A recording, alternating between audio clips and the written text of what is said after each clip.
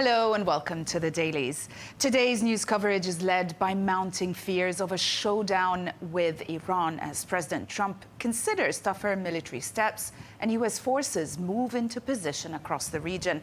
We'll track how international media is reacting from Europe to the Middle East, alongside Britain's delicate diplomacy with both Washington and Beijing.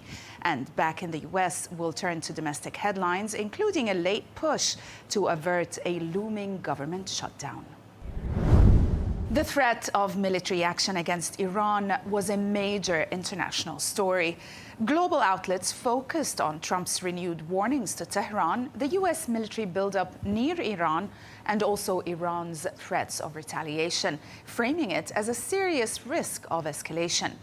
European and Middle Eastern media also highlighted diplomatic efforts to cool tensions and the EU's move against Iran's Revolutionary Guard, underscoring fears of a wider regional conflict. The New York Times reports that President Trump is now weighing a broader and more aggressive set of military options against Iran, going beyond earlier plans tied to protecting protesters. The piece cites officials who say the choices now include deeper strikes on nuclear and missile sites, targeting senior leaders, and also covert raids inside Iran.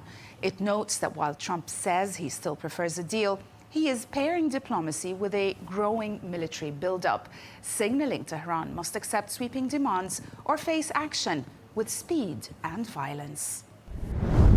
The New York Times also shows how Trump's threats are now backed by a visible military presence and buildup around Iran. The piece includes maps that track the USS Abraham Lincoln Strike Group in the Arabian Sea, placing its F-35s and F-A-18s within range of Iranian targets. Another map also, we're going to see it right now, plots U.S. bases across the Gulf, highlighting Al Udeid in Qatar and Jordanian airfields where F-35Es are deployed. Together, the graphics reveal 30,000 to 40,000 U.S. troops positioned for rapid action as Trump weighs expanded strike options. Israel Hayom revealed that U.S. working with Israel, Britain, France, and regional partners has assembled a detailed target bank for possible strikes on Iran, alongside an accelerated intelligence push. The piece says planning now links military options with financial warfare. It explains that Washington is tracking billions moved abroad by the regime and Revolutionary Guard figures in order to freeze Iranian assets and also weaken Tehran's capacity to fight. The report cites officials who describe scenarios ranging from symbolic strikes to a large bombing campaign, with sanctions and cyber attacks also on the table as pressure mounts.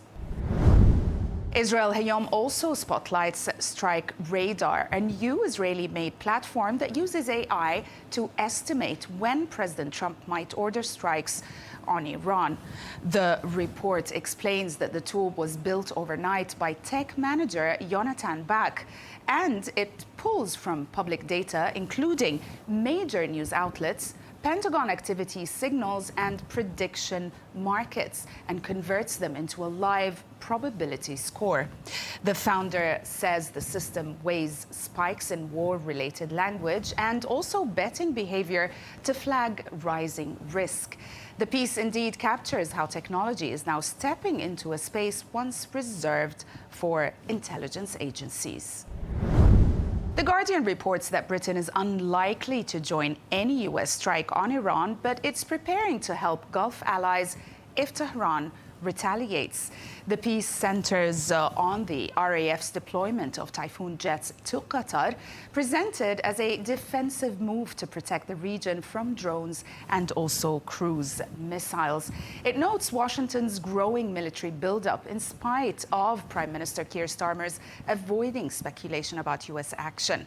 But overall, the piece frames Britain's role as cautious, legally constrained, and focused on regional defense rather than direct confrontation.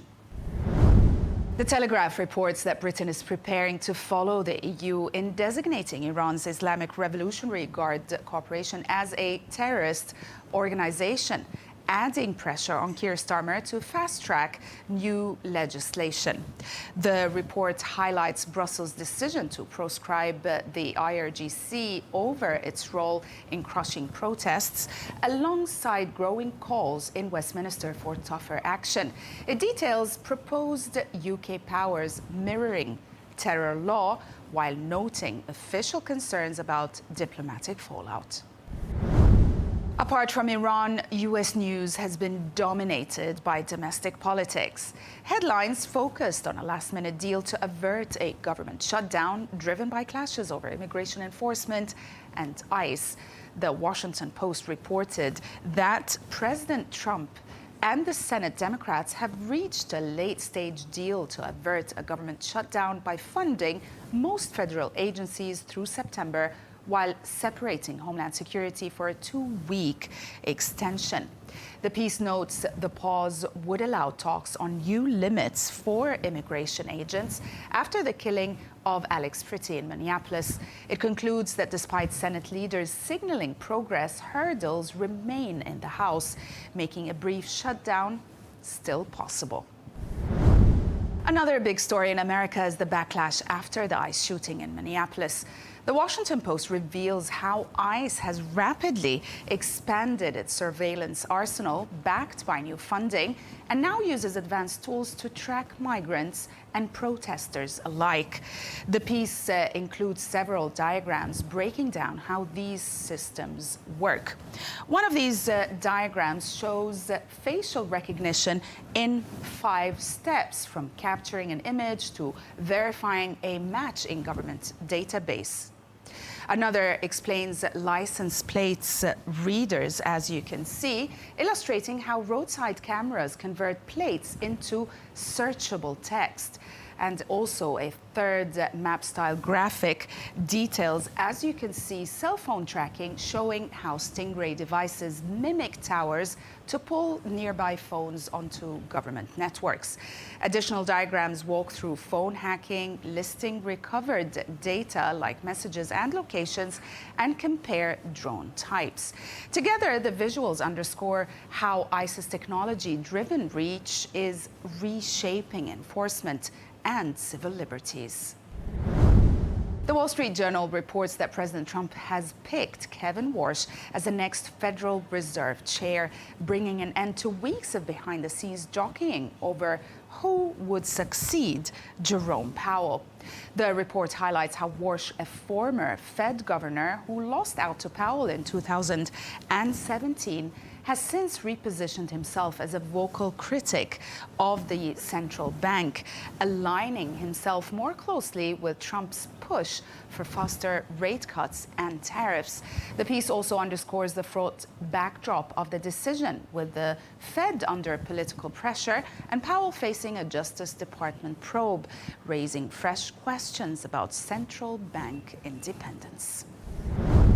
And we'll end with the New York Post, which covers the glossy Washington premiere of Melania, the First Lady's self-produced documentary, framing it as both a personal portrait and a political spectacle. The piece highlights Melania Trump's tight creative control, from the black carpet branding to also the final edit, while also detailing the heavy MAGA guest list and high-powered cabinet attendance. It notes the film's focus on 20 days before inauguration, and it also highlights the absence of Trump's adult children, as well as Amazon's $40 million gamble, raising questions about whether star power can translate into box office success. That's it from us today. Thanks for watching the Dailies, only on Al Arabiya English.